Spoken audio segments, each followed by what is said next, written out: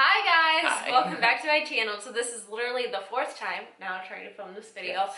But today we are going to be sharing with you our labor and delivery story. So I am currently 6 months postpartum, and it has definitely taken these past 6 months to get to where I am now, obviously. Yeah. But it was a really hard transition for me.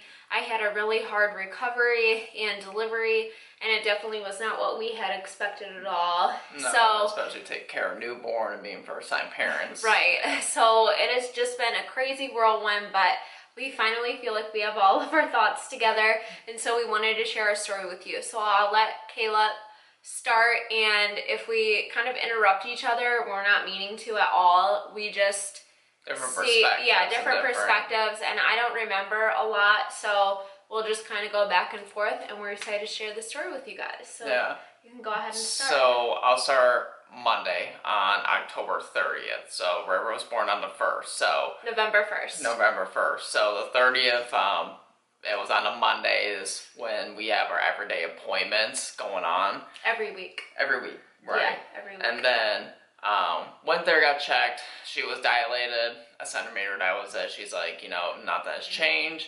The one big thing that kind of, was the big deciding factor to go to the hospital was that she had a lot of protein in her urine, which could lead to like toxemia, and that's not really good when it comes for not only for Brenna but for the baby as well. So the doctor handed us this big old red jug. It's literally like a milk jug, and she's like, you're gonna collect your urine for 24 hours. It was gross. It was literally sitting in our fridge. And we collected that, and she's like, next day, go to the hospital, go to the lab, and they'll take in everything. So it was about 10 o'clock in the morning the next day on Tuesday, and, we got our jug and get checked in. Well, we had to wait for like an hour and a half just to get confirmation from our doctor and like paperwork and just what's going on. Basically, that was my urine. Yeah. Confirmation. Yeah, they did not know what was going on. Well, at the time from we were waiting, Brenna, was having some like Braxton Hicks contractions and everything. Well, that day, it was a lot more intense. You were really uncomfortable. I was kind of uncomfortable all night, though, that night. Yeah. All night and then going into Tuesday. Right. And we were like, well, we're going to go ahead and just call our doctor. So we called our doctor, and we got a hold of a nurse, and we just said, like, this is how Brenna's feeling. And she just told us, like, go to labor and delivery. She's like, they'll do your test there and everything. So we walk right across the next building over, and we get checked in labor and delivery. And we're sitting around, like, 11, going on the 12-ish. And she takes her sample and everything, and, she checks us. Well, checks you, not me. But only centimeters still. And which that hurts. Yeah. When they check you. I wasn't expecting that, and that is very painful. Yeah. Very painful. So she was like, we're going to let you hang out here.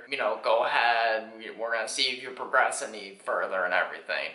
And at the time, we had to wait for the test results to come back and everything. We're looking around like 1:30 going to 2. And I fair warned the nurse, like, if this is it, like, can we go eat? Because we both haven't eaten anything. I know, like, once it's go time, like, Brenna will not be able to eat or anything like that. So she's like, yeah, go ahead. So we went down to the cafeteria, we ate, and we were trying to make this woman progress. We were literally in the we were in the fire exit from stairs, walking up and down just constantly, because one of our nurses said, like, that's how she progressed, was walking up and down stairs. So we literally ate, as much food as we could, and we were just walking up and down stairs. Well, I felt like I was so sick, like throwing up from the day after I found out I was pregnant to the end. They were worried. I ended up having toxemia, so that was a big thing. And we were at the hospital already, and I was so nervous about when my water was going to break, if I was going to be at home, if I was going to be out in public. Like, I was so worried. Right. So I was like, we're at the hospital. Like, the baby and I are safe here. Like, if anything is going to happen, I am not leaving this hospital. And then later that night, go into labor. Like, it was just pointless for us. Yeah. So we were trying to progress it because we were like, we don't want to get to the doctor and say, like, oh, you didn't progress, go home. Right. And then we were like, you know, if we're here, let's just do it. And so we did that for about like 2 hours total, like eating and going and walking around. So we get back to the room, it was and probably around 3:30 going to 4 o'clock, and she checked, she's like, you're at a 2. And she's like, I feel like we're going to go ahead and take you in and, you know, get you, you know, induced and everything. And we're like, yay, you know, it's awesome. So we go and transition to the next room. I go out to the car and grab our bag and everything like that too. So we're all settled in this big room. Our test results came back like after the nurse had checked me again when I was at a 2, and she said that I did test positive for toxemia. I did not want to be induced. Our birth plan was no induction or anything, that I was going to go into labor on my own, and I was going to get an epidural for sure because I am not good. Like, I was scared about being in that much pain. So it was really hard, and I was really disappointed when those test results came back because they said that I was progressing. They were going to let me go as long as I could, and then they were going to give me Pitocin to induce me, you know, to just keep the process going a little bit faster. So I was really upset about that because, I mean, people have so many different views about it, whatever, but I just didn't want to do that. I just wanted to do it as natural as possible minus the epidural. Right. I just wanted to say that because I didn't want, you know, I didn't want it to come off as that we were at the hospital like begging for an induction. That was not, that wasn't the case. Not the whole intention. No, it wasn't. No. It just happened to fall into that, and then we had to do that. Yeah, and so basically with the toxemia, I really am kind of confused about it, but basically what the nurse had told us and what my doctor had told me over the phone was that I was at very high risk for seizures because the protein in my urine was so high, and when the protein in your urine is so high, it's just harmful for the baby, and obviously if I would have a seizure, that's very harmful for the baby. So they wanted to keep me at the hospital and just get things started and everything. So sorry, disclaimer. No, just wanted to say that really quick. So yeah, so we basically probably got all settled in. It's probably around like 5 going to 6 o'clock ish. We were up every half hour, walking just the hallways, just progressing. And when they got to probably around like, I don't think you progress even a centimeter till like in the middle of the night. That's how long it took. Yeah, it took and then at that point they gave me Pitocin. Yeah. So then we reached around, what would say when you got your epidural? This was Wednesday the 1st, right after midnight at about 2 o'clock. 2 o'clock. I think it was like 2 o'clock, yeah. So going into the whole epidural thing, I will be completely transparent and as honest as possible. I was more afraid of getting the epidural than I was giving birth. I was so completely terrified. My whole entire life, I was anticipating this moment. And when my nurse, I was very open with my nurse. She loved Caleb and I. She thought that we were just hilarious. And I told her that I am so terrified of my epidural wearing off. I made the mistake very early on in my pregnancy by watching all the YouTube horror videos of 1, getting an epidural, 2, what happens if your epidural wears off, like having to give birth totally with an epidural wearing off. Like literally all the bad videos that you could watch of an epidural, I watched. So I told her at this point, I think I was 3 centimeters dilated. Yep, you were 3. My contractions were about what? A little less than 5 minutes apart. A little less than 5 minutes. I was in pain, but not bad. I was to the point where I like couldn't talk through my contractions. I mean, they were painful, don't get me wrong.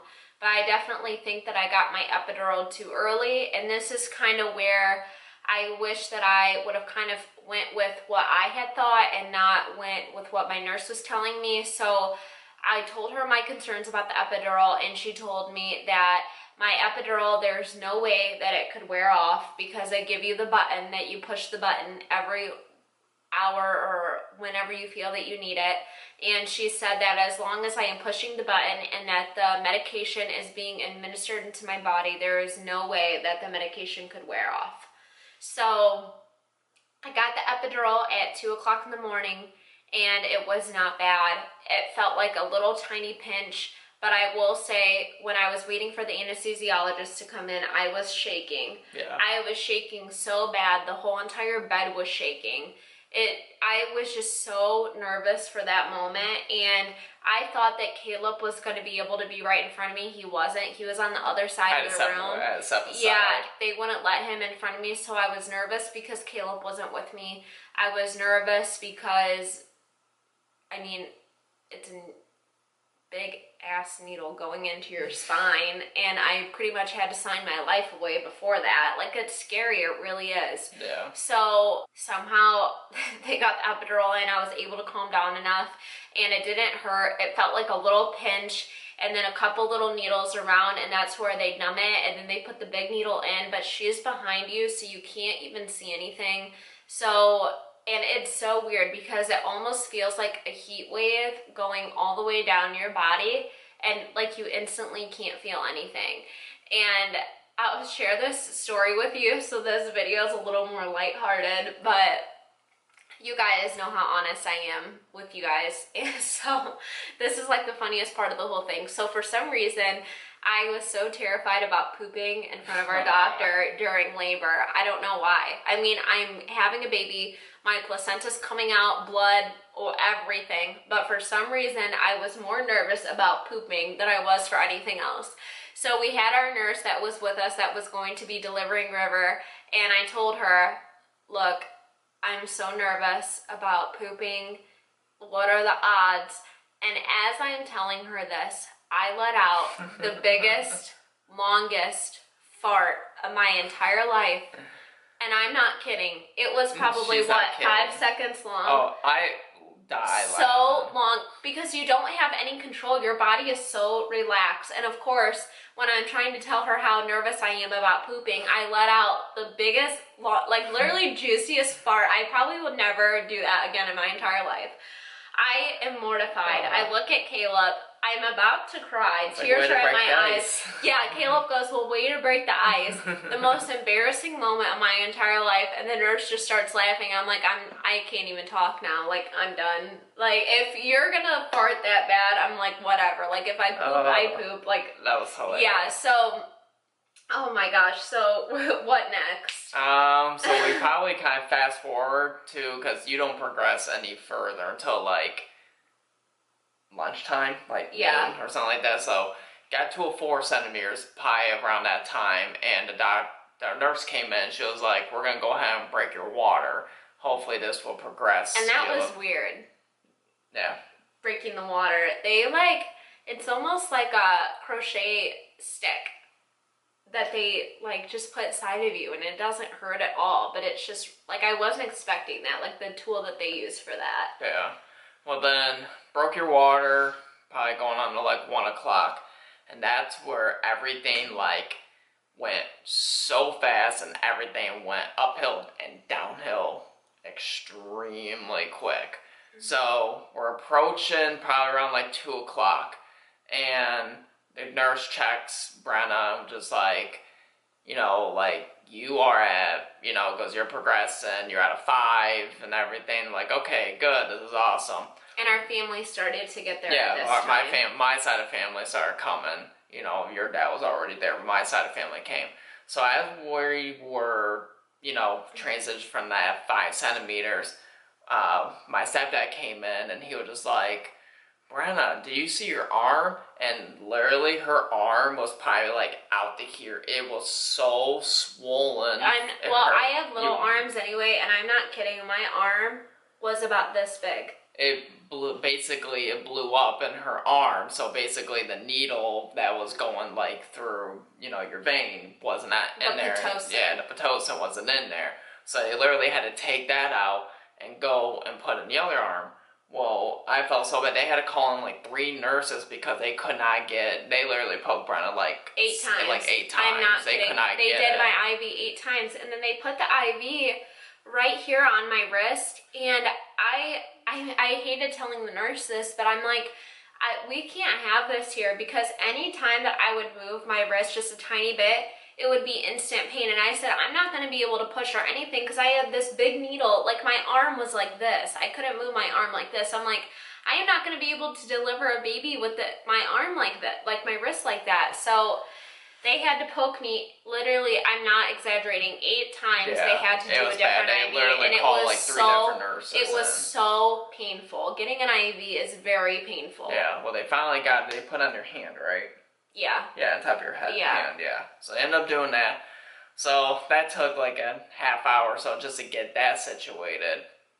Then we're probably around like 2:30 going on to 3 o'clock. And she goes to check him. She's at a 9. Like, I was like, holy cow, like, you just said we were at a 5. And she went from a 5 to a 9 extremely quick. And she was like, and she's at a 2 right now. And I was like, wait, what's a 2? So I guess when it comes to the baby's head level, I guess they measure, I don't know if that's from their hospital or what, but they measure from like a -3 to a +3 based off where the head is, if it's dropping. She said if once you get to a 10, then you had to take from your -3, you gotta, progress to your +3 where the head can drop. Well, he was at a 9, almost a 10, and he was at a 2, so like he was ready to come out. So we were, really good then. Well then... And while all this was happening and she was checking me, I started to feel so much pressure. Yeah. So much pressure. This is where everything kind of went downhill. So much pressure down there. And this is gross, but I kept feeling down there because I wasn't sure if his head was coming out and whatever. So she came to check me. She left the room. And this is like what scares me about having another baby. And this was like the most traumatizing part for me. But she walked out of the room. I told Caleb that I felt a lot of pressure. And then I told Caleb, I said, you have to get the nurse, something's not right. And instantly like that, I felt a rush of pain overcome my body. And I felt my contractions were less than a minute apart at this point. I was 9 centimeters dilated. And I felt all of the pain being 9 centimeters dilated, having my contractions a minute apart, having his head drop and everything. I felt absolutely everything. And I think it was so bad for me because when I first got my epidural, I really wasn't in any pain. She got it. I got the epidural because she said, look, honey, like, get your epidural now so you can rest. Like, you're not in pain. You can get the epidural. It's not going to wear off, blah, blah, blah. So I trusted her and I got the epidural, and either my epidural wore off or it came undone in my back, like from moving or whatever. They said that it could have gotten moved or something. So I felt all of the pain. I can't even explain it. Like, I almost get choked up now talking about it, but I was having an out-of-body experience. I have never felt pain like that in my entire life. And I yelled at Caleb to go get the nurse. The nurse came in. The anesthesiologist was there in, 30 seconds? Yeah. And it all lasted like 15 minutes, but for me, it was like an hour. Like a lifetime it felt like, of being in that much pain. Yeah, the guy kept having to up the dose and everything. Like that, he was there quick and he was really nice. But yeah, that took 15 minutes, so you finally got comfortable again. Yeah, but I don't know. They still don't even know what happened. It was like a light switch went off and all of a sudden I was in that much pain. I was like getting sick. Like, it was literally the worst experience of my life, feeling all of that pain at once. The one thing that we worried about. The one thing that I worried about the whole entire time happened. So at this point, I feel, this is even before I started to push, but I felt so exhausted because when you're in that much pain all at once, it's exhausting. Like, I felt like my body was just completely done. I was hysterically crying. I was hysterical in that moment, wasn't I? Yeah. So, I'll let Caleb. Yeah, but basically just from there, got her adjusted situated right after he left, checked, and she's like, you're at 10, I'm calling the doctor, and like, I can see his head, like, you're pushing, and I pushed for 2 hours. Yeah, and if you're on the fence about watching it, watch it. I wasn't thinking I was going to, but it was the craziest experience I ever witnessed, and I would 100% do it again. it was crazy. Just seeing, like, you know, someone that you just, you know, brought to this earth, you know, it's just crazy. Oh, it's crazy. Yeah, no, I'm not gonna cry. I'm not gonna cry. I'm not. You got teary-eyed. Yeah, I know. It's crazy, you know. It is. It really is crazy. And for Caleb and I, this is something that we've talked about since we were kids. Yeah. Having a baby. Yeah, if you guys know, went to high school with us or anything, like, you guys know, you know, this is all we've been wanting, and it was awesome. You know, doctors are great. You know, he was great. You know, we had 2 hours of bonding time with them, basically just skin to skin right away. We didn't have any family members come in, you know, during that time, which was something that we needed for ourselves. Then kind of reality hits afterwards. So you hear all this stuff, like what to expect during, you know, labor and everything. No one tells you after. Hell no. Dads, you not only become a dad, but you not only taking care of one kid, you take care essentially two. Like, I felt so bad because Brenna was exhausted, Brenna was in pain. Like, you not only you're trying to take care of your newborn, I had to take care of Brenna. And basically after, you know, 2 hours went by, family members saw him. Once we shot up to the recovery room, that's where we stayed for the next 2 nights there.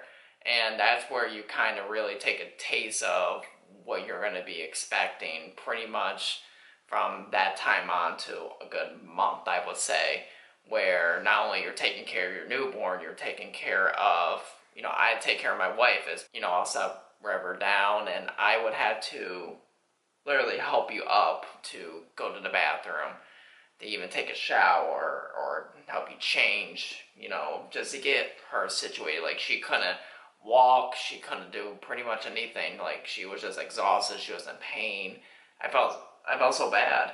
And, you know, if it wasn't for, you know, not just myself, but like family members, like, this would have been a long process, and this would have been exhausting on my end too. Yeah, when we got home, if it wasn't for our family, for sure, we would have had a lot more of a hard time, I think. But when we got home, my dad was here, Caleb's parents were here, and they left for a few days and then came back, and my dad was here like for the whole time. So it was just nice having someone always here to like lean on and that. And they just don't tell you how bad it is when you come home. I was in so much pain. They give you these ice packs and these big diapers to wear, and it's just like everything really put me in shock, because I knew that you bled after you had a baby, but not that much. I knew that if you tore, it was more painful, but not as bad as it was. Like, it was just everything. I was just in a lot of pain, and I was so tired, and I was shocked, and it was just a lot. It really was. And it took me, like Caleb said, like a good month to start to feel normal again. Normal, like to be able to care for myself again.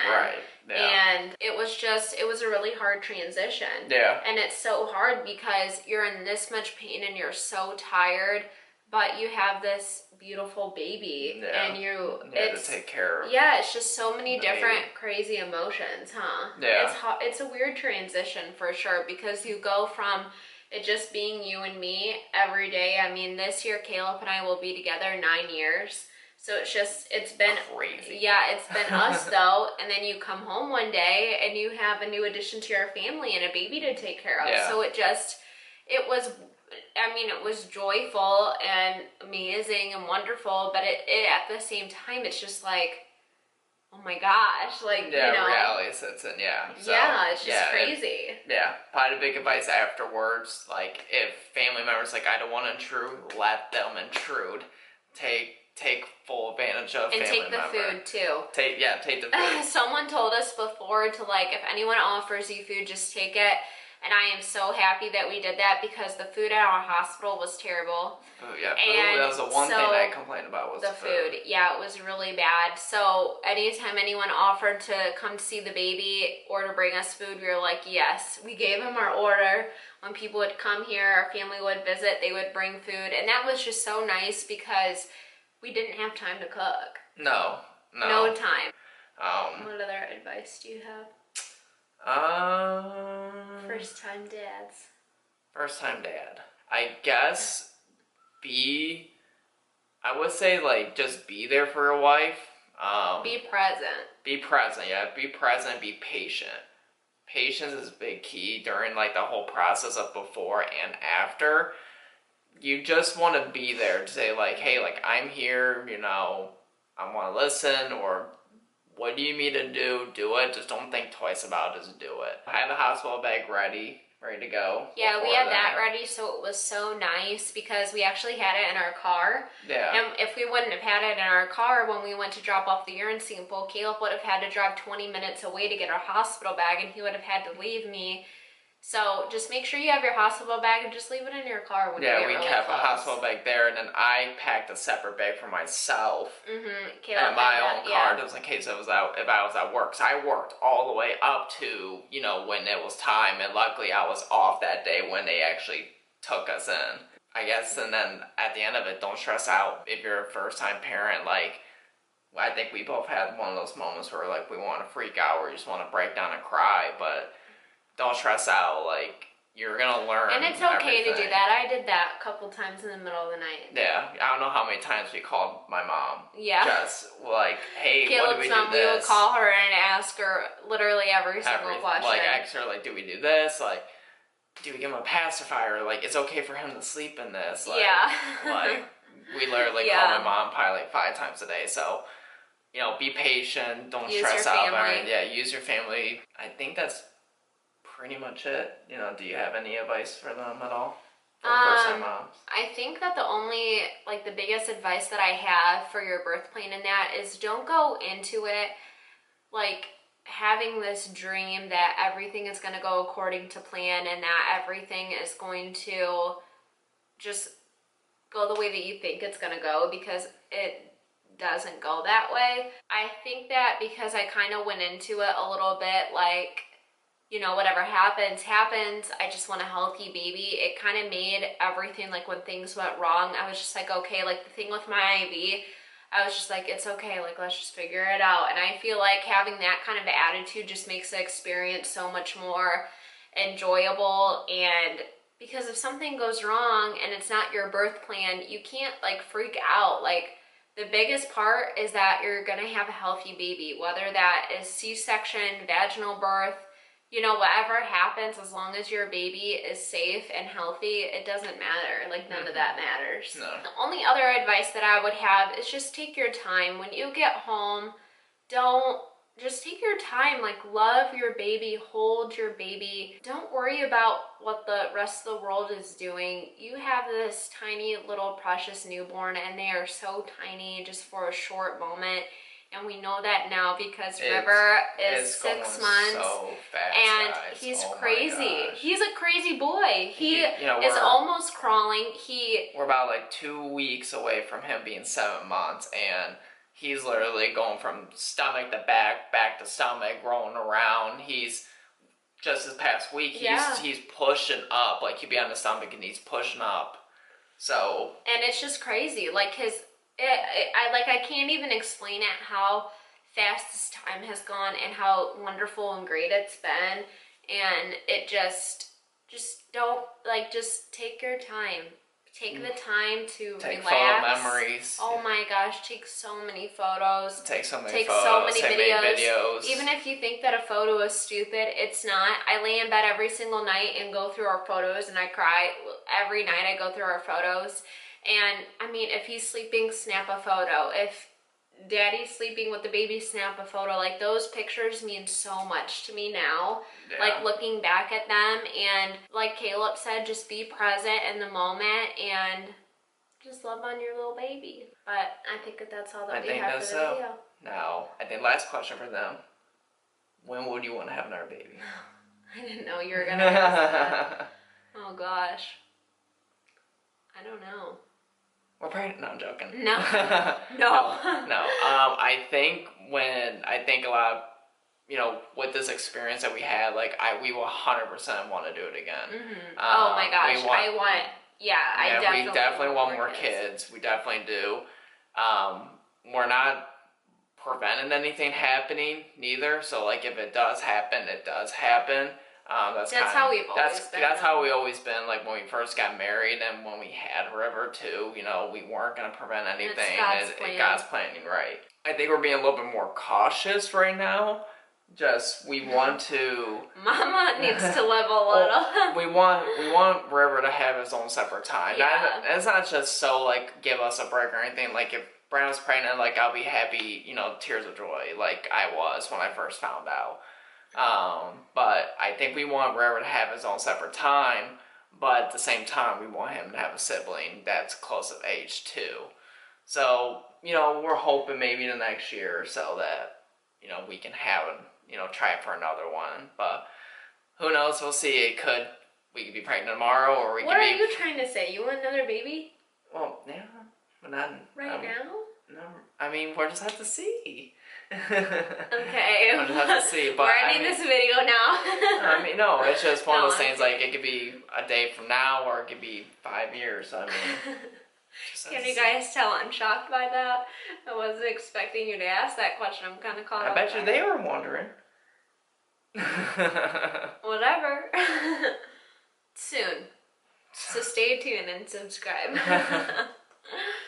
But I think that's it. Alright guys, well thank you so much for watching this video. We're so happy that we were able to share our story and our journey with you. Yeah. Please leave us any questions down below. Don't forget to subscribe for more baby stuff. You never know. Never know. And we will see you in our next video. Bye guys. Bye.